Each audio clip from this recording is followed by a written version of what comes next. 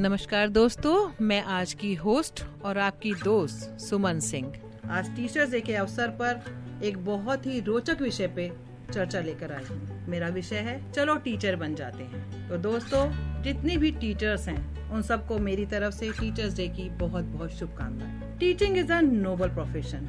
गुरु का दर्जा भगवान से भी ऊपर होता है। Teachers are the nation creators. कितनी अच्छी अच्छी बातें हमारे गुरु के बारे में कही गई हैं और हर एक के जीवन में गुरु आता ही आता है। जब इतना कुछ कहा जाता है तो कहीं ना कहीं हर टीचर के अंदर कुछ ना कुछ तो होता है कि उसे इतना सम्मान मिलता है और इतनी गरिमा मिलती है। तो इस विषय पर आज एक पैनल डिस्कशन है कि चलो टीचर बन जाते हैं। और इस डिस्कशन में मेरे साथ शिक्षा के क्षेत्र से 3 जाने माने शिक्षाविद हैं जो कि अपने अपने क्षेत्र में बहुत अच्छा करते आए हैं और आगे भी करने का जज्बा रखते हैं। तो चलिए मैं आपको रूबरू करवाती हूँ अपने सहभागियों से जो कि आज के इस डिस्कशन में हमारे साथ रहेंगे।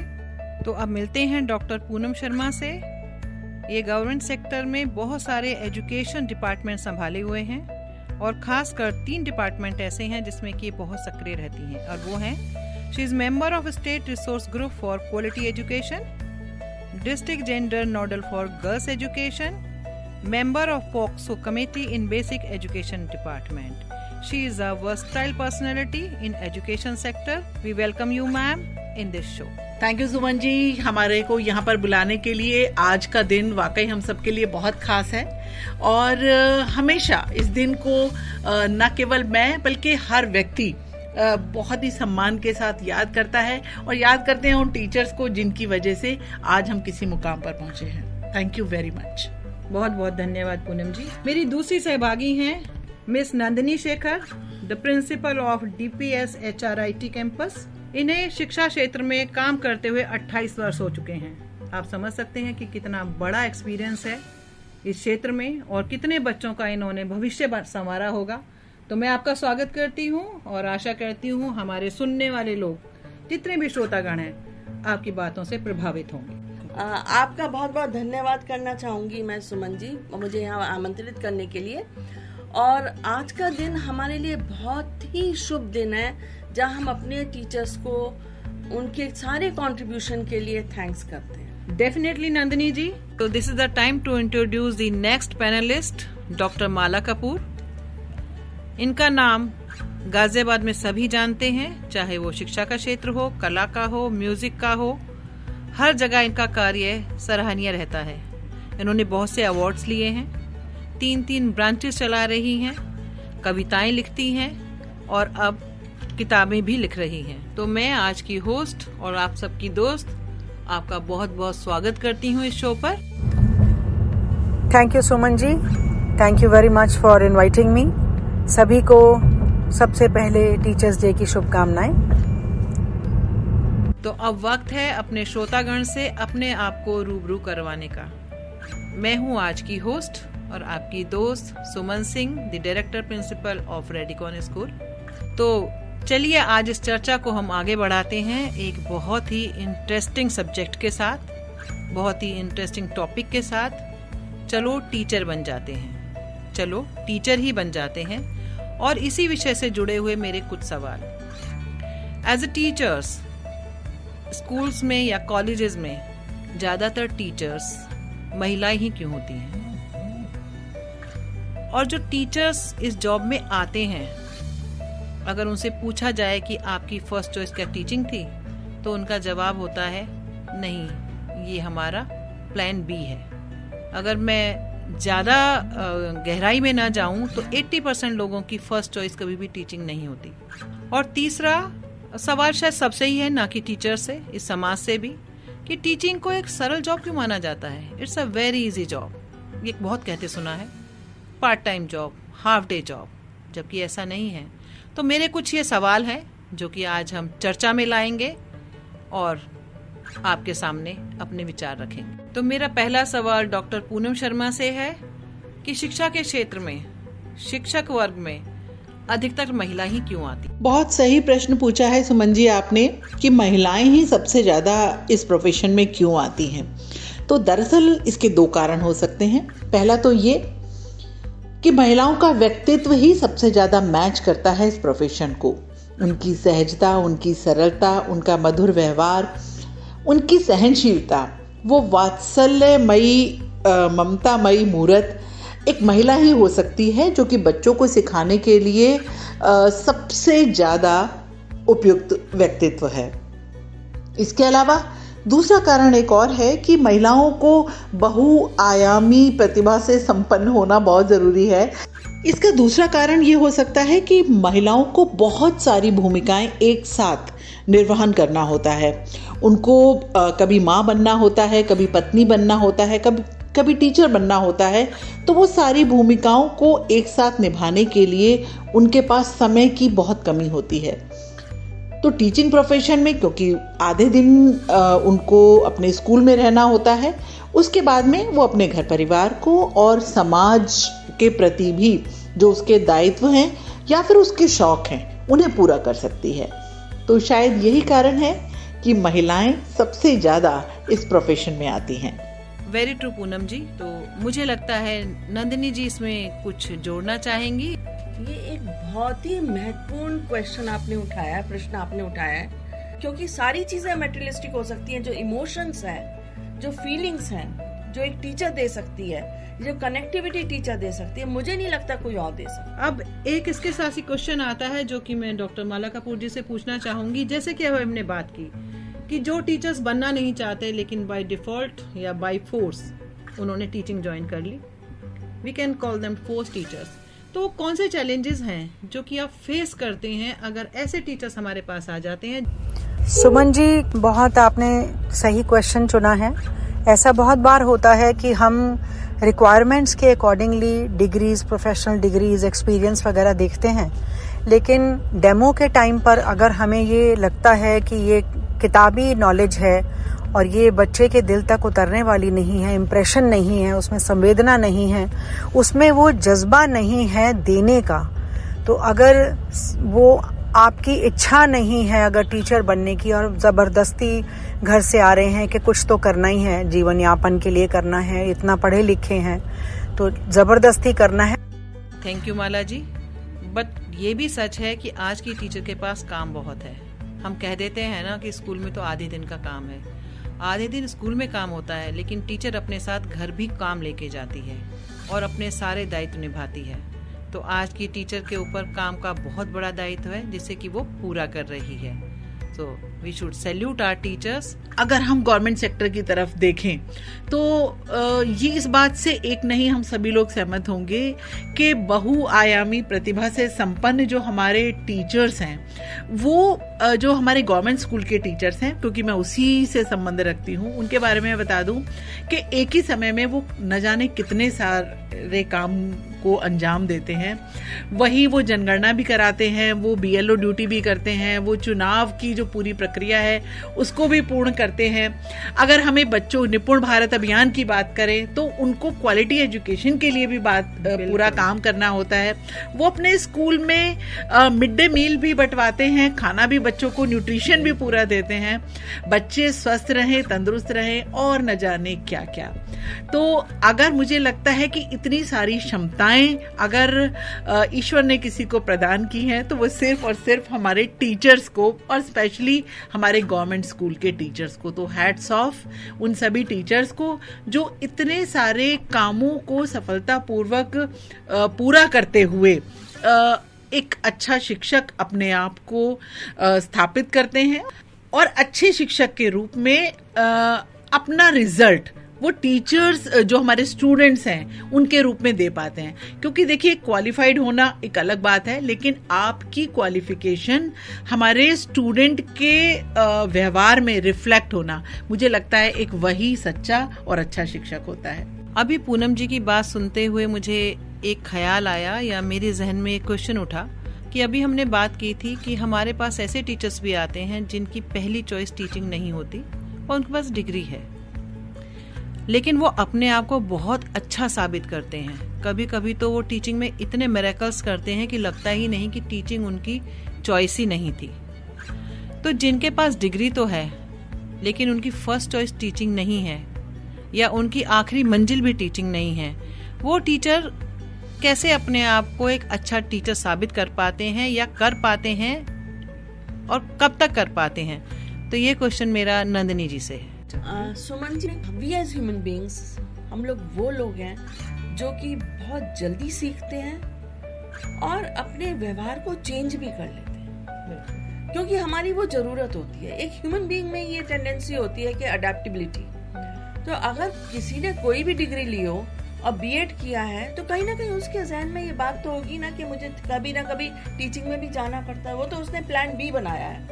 अगर वो प्लान बी को ही प्लान ए की तरह करेगा या उसको ये सोचेगा कि हाँ, मैं अगर इसमें से ये चीज नहीं हो पा रही है और मैं शिक्षा के क्षेत्र में ही जाना चाहती हूँ, तो इसमें कोई हर्ज नहीं है। बट उसको वो पैशन लाना पड़ेगा। वो अगर वो उस जज्बे से नहीं पढ़ाएगा टीचर तो कहीं ना कहीं वो अनजस्टिफाइड होगा। और जब आप अनजस्टिफाइड होते हैं तो आपका ना तो उस काम में मन लगता है और ना ही आप उसमें आगे बढ़ सकते हो। जब हम कहते हैं कि एजुकेशन के क्षेत्र में लोगों ने कहाँ ख्यातियाँ प्राप्त कर ली, कितना कुछ कर लिया, वो वही लोग कर पाते हैं जिनमें एक पैशन होता है। तो आपने एक बहुत अच्छी बात बीच में कही, मैं आपसे कहना चाहूंगी, आपने एक लीड दे दी, अपने ही आंसर में एक लीड दे दी कि डिग्री कोई भी हो, बी प्लान को अगर हम ए प्लान बनाएंगे। क्यों डॉक्टर पूनम जी?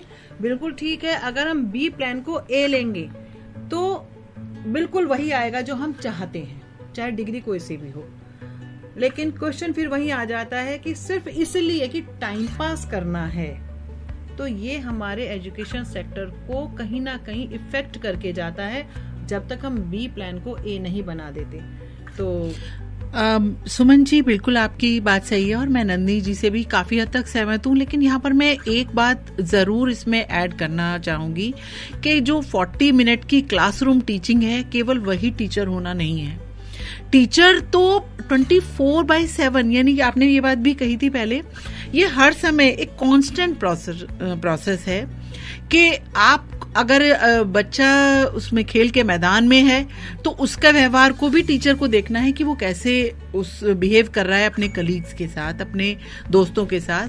अगर उसको आपने कहीं रोड पर देखा है और वो कोई साथ की उसकी लड़की में उसकी जा रही है, उसके साथ वो कैसे बिहेव कर रहा है, वो भी एक टीचर को देखना होता है। यानी कि एक ओवरऑल पर्सनैलिटी डेवलपमेंट के लिए जिम्मेदार होता है एक टीचर। और जो टीचर, मुझे लगता है कि जरूरी नहीं है कि उसको किसी स्कूल में अपॉइंटमेंट मिले। हमारी जिंदगी में भी कई लोग ऐसे होते हैं जो हमें बड़ी बड़ी सीख दे जाते हैं, और टीचर से जिससे कि हमें कुछ सीखने को मिले, वो मैं उसको एक टीचर का दर्जा दे सकती हूँ, ऐसा मुझे लगता है। और आज भी अगर हम, जैसे कभी हमारी ट्रेनिंग्स होती हैं, तो मेरा अक्सर एक प्रश्न होता है कि आप अपने जहन में उतारिए कि ऐसा वो कौन सा टीचर था जिसने आपकी जिंदगी का रुख बदल दिया, है ना। तो अगर मैं, आप, माला जी, हम सब लोग मिलके आज भी अगर उद्यान करें तो कोई भी किसी भी लेवल पर एक ना एक टीचर ऐसा होगा जिसकी बातें अभी तक हमें ऐसी की ऐसी ही याद हैं, और जिसकी वजह से हमने अपना व्यवहार, अपना रास्ता, और शायद हम किसी भी मोड़ पर जाकर हम उनको जरूर याद करते हैं कि आज आपने हमें ये ना सिखाया होता तो हम यहाँ ना होते। तो टीचर का वो मायने है मेरी नजर में कि आप उस ऐसे शिक्षक जरूर बने कि उससे इतनी आत्मीय संबंध हो हमारे स्टूडेंट के साथ कि उसके जीवन को दिशा देने का आप काम करें। तो मैं ये सोचती हूँ। मैं यहाँ पर एक चीज जरूर जोड़ना चाहूंगी कि इंसान सब कुछ सीख के नहीं आता है ना। कई चीजें वो समय के साथ, सिचुएशंस के साथ सीखता है, और कभी कभी जब इस तरह की सिचुएशंस उस पर पड़ती हैं तो उसका मनोबल अगर उस समय उठा दिया जाए तो हो सकता है वो बहुत कुछ अच्छा करे। और ये हमने देखा भी है, और ये चेंज मैंने बहुत टीचर्स में देखा है। बिल्कुल। और हर टीचर का भी एक मोटिवेटर होता है। Yes. हर टीचर का भी एक गाइड होता है। And main motivators are the principals है, मैनेजमेंट है, ये सब टीचर्स के मोटिवेटर और कुलीग्स भी हैं। अगर उसे लगेगा अगर टीचर के अंदर एक भाव होगा तो वो अपने कुलीग को देख के भी राइज करने की कोशिश करेगा। अभी पूनम जी ने एक बात कही कि जो टीचर हमेशा हमें याद रहे, तो यहाँ मैं कहना चाहूंगी the best earning of a teacher when your children are in a way and they are meeting you, they are touching your feet, they are smiling, they are recognising you, इससे बड़ी कोई खुशी नहीं होती। कि आजकल का शिक्षक तो इतना मतलब ये कहते हैं 360 डिग्री नॉलेज है या उसमें प्रोफिशिएंसीज है, सब इतना कुछ है, सब कुछ है, कंप्यूटर भी, टेक्नोलॉजी भी उसको इतनी अच्छी आती है, सब कुछ कर सकता है आज का टीचर। जब वो बच्चों को पढ़ाता है प्रतिभाशाली, जहाँ भी खड़ा करो वो कर सकते हैं।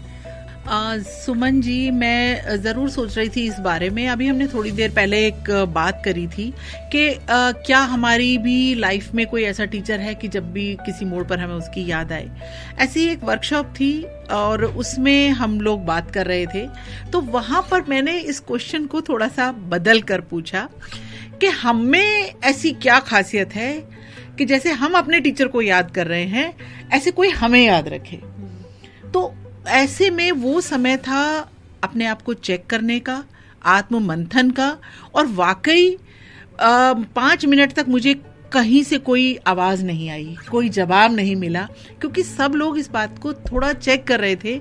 लेकिन फिर कुछ धीरे धीरे जो लोग अच्छा, जिनकी बेस्ट प्रैक्टिसेस थी, उन्होंने उसको शेयर करते हुए बताया कि जैसे कि किसी स्टूडेंट के पास पैसे नहीं थे या वो डॉक्टरेट करना चाहता था, तो उन्होंने उसका जो फर्स्ट टाइम पे जो उसका फॉर्म था वो अपने पैसे से लेकर देकर खरीदा, और खरीदने के बाद में फिर कहा कि ये तुम्हारी शुरुआत है, अब इसको आगे बढ़ाइए। और जब वो उसने डॉक्टरेट पूरा कर लिया तो आके उन्हीं को सबसे पहले थैंक यू कहा जिस टीचर ने उसकी ये शुरुआत की थी। तो मेरा आज के दिन, इस पावन दिन पर जितने भी टीचर्स हैं उनसे ये कहना बनता है, और मैं कहना चाहती हूँ कि जरूर हम अपने आप को एक बार चेक करें कि हम में ऐसी क्या विशेषताएं हैं या फिर होनी चाहिए, या फिर हम उसको डेवलप करें कि हमको हमारे जो स्टूडेंट्स हैं वो हमारे किस गुण की वजह से, कुछ स्पेशलिटी की वजह से, या फिर हमारे डेडिकेशन और जो हमारे रिलेशनशिप है, हमारे आत्मीय संबंध हैं बच्चों के साथ,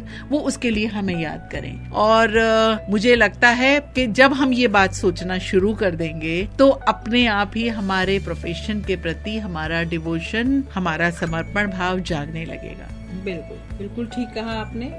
और नंदिनी जी, अगर आप इसके बारे में कुछ बोलना चाहें तो आप अपने विचार रख सकती हैं। मैं तो यही कहना चाहूंगी कि जब हम टीचर बनते हैं तो हमें एक पैकेज होते हैं। बिल्कुल सही। वो पैकेज होता है स्किल्स का, हमारी नॉलेज का, हमारी इमोशनल स्किल्स क्या है, हमारी कम्युनिकेशन स्किल्स क्या है, हम कैसे दूसरे की लाइफ को टच कर सकते हैं, और कभी जरूरत पड़े तो उसे चेंज भी कर सकते हैं। अगर हमारी वैल्यूज ही सही नहीं है तो हम अपनी दूसरे को क्या वैल्यूज देंगे।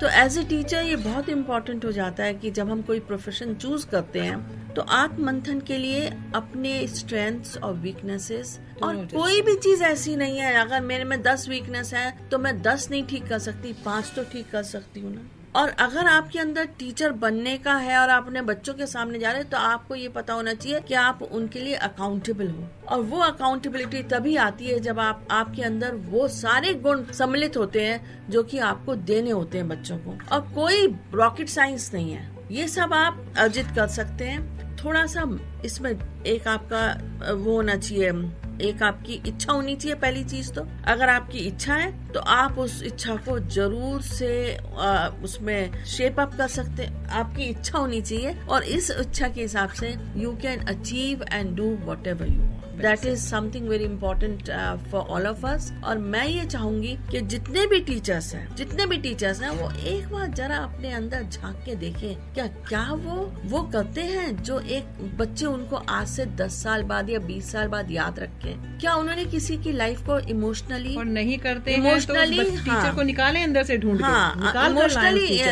टच किया है, सोशली उसको अपलिफ्ट किया है। अगर टीचर किसी बच्चे को क्लास में भी सोशली अपलिफ्ट कर लेता है तो मुझे लगता है कि वो बच्चा उस टीचर को कभी नहीं। देखिए, अभी हमने बात की कि टीचर बहुत ही एक लविंग पर्सनालिटी है, ठीक है, सेकंड मदर है और वात्सल्यपूर्ण है और जज्बा है, एक पैशन है। हम लोगों को कैसा लगा था जब कोविड चला था और सारी क्लासेस ऑनलाइन हो गई थी। एक एजुकेशन सेक्टर ऐसा था सबसे ज्यादा एक्टिव रहा, लेकिन हर बच्चे ने वो कनेक्ट मिस किया जो क्लास में होता है। हर टीचर ने अपने बच्चे को मिक्स किया जो वो स्कूल में घूमता है। बीइंग अ प्रिंसिपल, मैं जब भी कभी स्कूल में आती थी और अपने ग्राउंड को खाली देखती थी तो I was in a tears. क्योंकि हमारा सेक्टर ऐसा था जहाँ बच्चा भी परेशान था, पेरेंट्स भी परेशान थे, टीचर्स भी परेशान थे, because we were not connecting to each other. तो वो जो फील थी टीचर की वो बहुत ज़्यादा मिस हो रही थी। ये बहुत जीता जागता प्रमाण है कि टीचर्स की connectivity with the children is too important. तो जब हम इस कोविड सिनेरियो की बात कर रहे हैं डॉक्टर माला जी, आपसे पूछना चाहूंगी कोई आपका ऐसा एक्सपीरियंस या आपका कोई ऐसा भाव जो उस समय आपको बहुत विचलित कर गया हो, डिस्टर्ब कर गया हो कि मैं बच्चों से अलग हूँ, या आपने बच्चों के लिए कुछ ऐसा किया हो जहाँ आपको लगा हुआ कि मैं बच्चों के तक पहुँच पाई हूँ। तो मैं आपसे जानना चाहती हूँ, आप कोई एक एक्सपीरियंस या कुछ भी भाव आप शेयर करना चाहें तो आप प्लीज हम सबके साथ शेयर करें।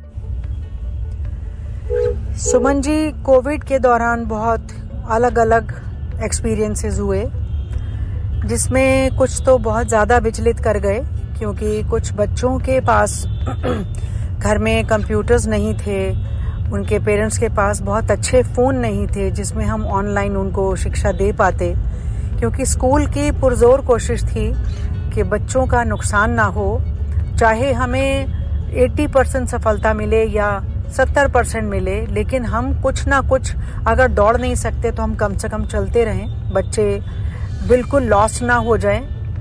और बहुत कोशिश के बावजूद भी बहुत बार हमने ये देखा कि पेरेंट्स असमर्थ थे, उनके घर पर हमने कंप्यूटर्स भी पहुंचाए, उनको सुविधा भी दी, अलग से टाइम भी दिया, क्योंकि जिनके पास 3 बच्चे थे और तीनों को गैजेट्स चाहिए उस समय, तो वो भी एक बड़ा विचलित कर देने वाला एक्सपीरियंस था कि कैसे हम इन पेरेंट्स को कहें कि आप तीनों बच्चों को अलग अलग प्रोवाइड करें। सो उसमें हमें बहुत सारी एडजस्टमेंट भी करनी पड़ी, जो हम जितनी अपनी भरसक कोशिश होती थी हमने किया।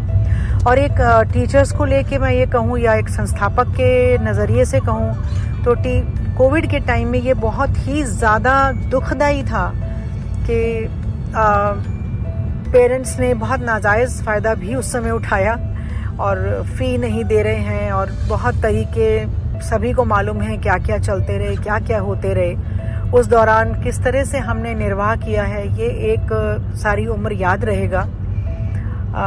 देखिए, पैसा तो आनी जानी चीज़ है, लेकिन जो एक इज्जत थी वो भी टीचर्स को और स्कूल के मैनेजमेंट को पेरेंट्स से नहीं मिली। ज़्यादातर ने किस किस तरह के शब्द यूज़ किए, जो सब साक्षी हैं इस बात के। तो एक पहचान जो अच्छे इंसान की है वो एक दुख के टाइम में, तकलीफ़ के टाइम में ही आती है। हमसे उम्मीदें तो सब ने बहुत की स्कूलों से, टीचर्स से, लेकिन उसके बदले में उन्होंने क्या किया ये उनका भी अंतर्मन जानता है, हमारा भी जानता है। हाँ, लेकिन सभी को हम एक सा नहीं कह सकते। बहुत से ऐसे पेरेंट्स थे, कहिए कि 35% पेरेंट्स ऐसे थे जिन्होंने बाकायदा फ़ी दी और इज्जत भी दी, और उन्हीं के भरोसे कुछ लोगों के बच्चे और पढ़ गए, क्योंकि वो एक विश्वव्यापी नुकसान का ही टाइम था। उस समय तो क्या ही फ़ायदा होता किसी को, लेकिन अब बहुत सी चीज़ें थी, बहुत बच्चों के घर में हादसे हो गए पेरेंट्स के साथ, तो बहुत संवेदनशील होना पड़ा उन दिनों। बहुत ही अलग अलग तरह की बातें हुई, अब क्या। Thank you for this question. मैं ये जरूर कहना चाहूंगी कि देखिए, वो ऐसा डिजास्टर, ऐसी आपदा थी जिसकी हमने कल्पना भी नहीं की थी, जो कोविड टाइम था। लेकिन उस समय हमारे जो बाकी कुछ चल रहा था या नहीं चल रहा था, वर्क फ्रॉम होम था, सब कुछ था, लेकिन टेक्निकली स्ट्रॉन्ग बनाया हम उस टाइम ने हमारे टीचर्स को, क्योंकि वो अलग नहीं रह सकते थे अपने टीचर लिसनर्स। उन्होंने नेगेटिविटी में भी टीचर्स एक पॉजिटिविटी ले ही आती हैं। हाँ, so just clap for ma'am that we are always positive and finding the positive things from the negative things. हाँ, तो मुझे ऐसा लगा कि हमारे सब कैसे हम लोग गूगल मीट करेंगे, कैसे हम जूम मीटिंग करेंगे, कैसे हम लोग अपनी क्लास को ऑनलाइन ले पाएंगे। मुझे लगता है केवल उसी टाइम पे हम लोग सीख पाए, जो कि आज तक हमारे सभी को इतना काम आ रहा है, जो हम टेक्निकली स्ट्रांग हो गए। तो कोविड टाइम को मैंने उसको इसी तरीके से पॉजिटिवली लिया है कि हम फिर भी क्लास ले रहे थे, हम तब भी अपने बच्चों के साथ जुड़े हुए थे हमेशा की तरह। तो नंदिनी जी, आपका कुछ ऐसा एक्सपीरियंस रहा हो उस समय का? मैम ने अपना पॉजिटिविटी बता दी, बिल्कुल वो तो ठीक है कि हम टेक्नो सेवी हो गए थे बहुत ज़्यादा, पर वो जो एक टच था, क्लास में आना, बाहर जाना, ग्राउंड में जाना, वो चहल पहल, वो हमारी मजबूरी थी, है ना, वो हमने कभी सोचा नहीं था। हम लोग बड़े रेजिलिएंट हैं ह्यूमन बींग्स, कि हम हर मुश्किल में से भी एक silver, we just find the silver lining. और कोविड के समय स्पेशली टीचर्स को तो मैं सैल्यूट करूंगी उस समय। मतलब हमने किस तरह से उस समय आपस में एक्सप्लोर करके रात भर बैठ के कि क्या हमें क्या करना चाहिए, कैसे करना चाहिए, जिन चीज़ों से हम अवगत भी नहीं थे उनसे हमने अपने आप को अवगत कराया और उसको हमने एक्सपेरिमेंट करके अगले दिन बच्चों को दिया। और मैं तो इसमें सबका ही धन्यवाद करना चाहूँगी, चाहे वो बच्चे हों, टीचर्स हों, उनके पेरेंट्स हों। हमने वो एजुकेशन को पीछे नहीं रहने दिया, हमने एजुकेशन को अपने साथ लेके चले। और वो हमारा एक एजुकेशन सेक्टर ही ऐसा सेक्टर था जिसमें हम लोगों ने दिखा दिया कि हम कोविड से हारने वाले नहीं हैं। Education has to go on, it has to evolve, it is a dynamic process which can never take a back seat. Very good. बिल्कुल, मैनेजमेंट के साथ साथ मैं अपनी गवर्नमेंट को भी जरूर सैल्यूट करूंगी, क्योंकि उत्तर प्रदेश सरकार से हम लोग संबंध रखते हैं।